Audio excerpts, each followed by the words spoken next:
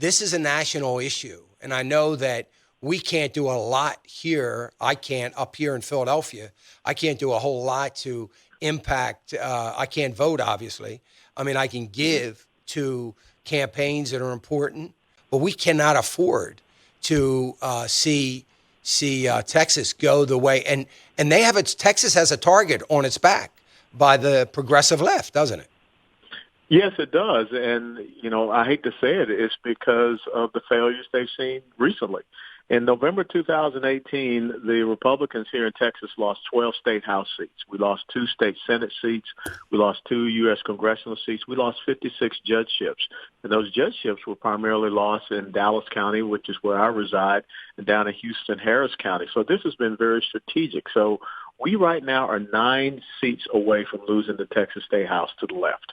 And that is the number one thing on their list. Eric Holder is in charge of the National Democratic Redistricting Committee. The Texas State House is the top of their list because they want to be able to control the redistricting that will come up after this election cycle as Texas picks up 3 new congressional districts, which will give us 42 electoral votes, second only to California. And that's why this is of immense strategic importance for the future of this constitutional republic that we call America. Because if we lose Texas, then we lose America. And if we lose America, who is the beacon for the rest of the world? So that's why I say Texas and what is happening here in this election cycle is so critically important. And I just think that we have not had that strategic vision. We have not had that fervor, that resolve to go out and go on the offense against the left here in Texas.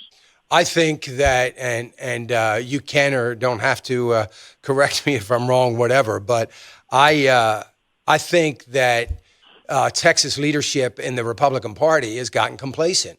And it's, Texas is this bastion of conservativeness. Really? It was.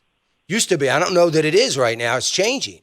And so the way you stay in, win a battle is to stay in the fight. You can't ever get complacent because you will, even if you win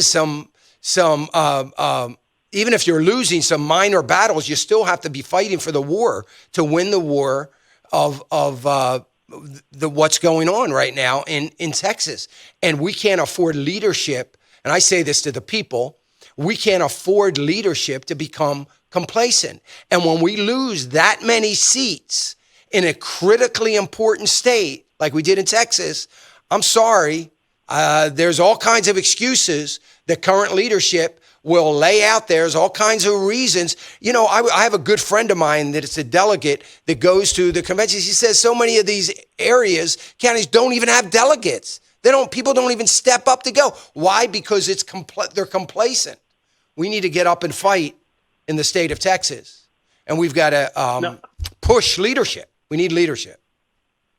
No, you're absolutely right, and that's one of the things that, is kind of upsetting to me in this past primary election, where we should have had, Republicans coming out to make sure that we're supporting the folks that will be on our team, on our ballot to go forth in November.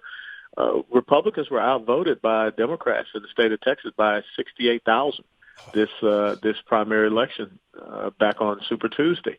And that's very disconcerting. And so you're right. There's a complacency out there. There are some people that said, well, Trump was unopposed on the ballot, so I didn't vote in the primary. But that's the most important thing. You should be outvoted in the primary to get your support behind the Republicans that we can send into the arena of battle so that we can have success come November. And that means these key important local races, the city council races, the school board races, the judicial positions especially, because that's what the left goes after.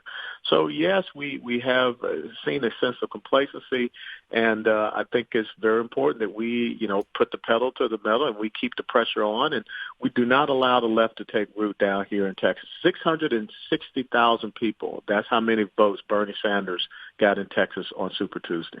Well, if you would have said that 10 years ago, people would have said you were nuts. That could never happen, and probably couldn't have just 10 years ago. And it's amazing how fast things have changed and how fast things do change. And particularly when you get people like Michael Bloomberg and others spending millions and millions of dollars just to push an agenda. They're not they're not spending money to push, although they may be giving to specific candidates, but it's about an agenda. It's about what they know they can do. Hey, remember to click the subscribe button right here on the screen. And don't forget to hit the notification bell so you'll be notified when new content is added. And more importantly than anything, you don't want to miss all 3 live hours of Financial Issues every day from 9 to noon. And you can watch it on FISM.tv. That's FISM.tv.